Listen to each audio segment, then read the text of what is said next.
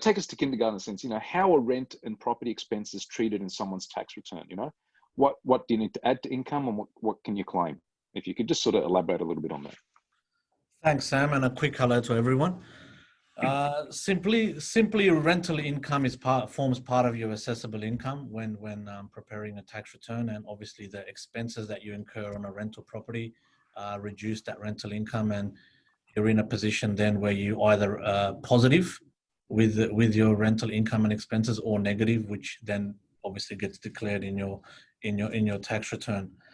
Some of the most commonly claimed deductions when it comes to preparing your tax return are obviously your agency fees, council rates, water rates, strata, etc. But from experience, when it comes to claiming tax deductions, what we find is usually the deductions that people miss out on. Some of the common ones I'll run through today. One of them is claiming borrowing expenses when purchasing a property. Borrowing expenses are things such as lender's mortgage insurance, all the costs incurred on the inception of a loan, stamp duty, etc. That's not the stamp duty on the purchase, but the stamp duty on the actual loan itself. Mortgage discharge fee. We're finding that in the current environment with the low interest rates, a lot of people are refinancing their mortgages.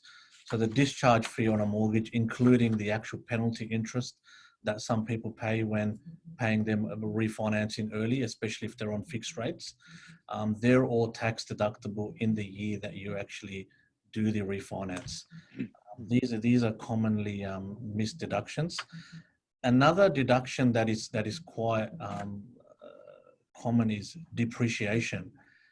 If you've purchased a property that was built after September 1987, depreciation is something that you should be looking at, especially when it comes to the capital works component, which is the construction element. So usually what we do is we engage a quantity surveyor to prepare a depreciation report to work out these deductions.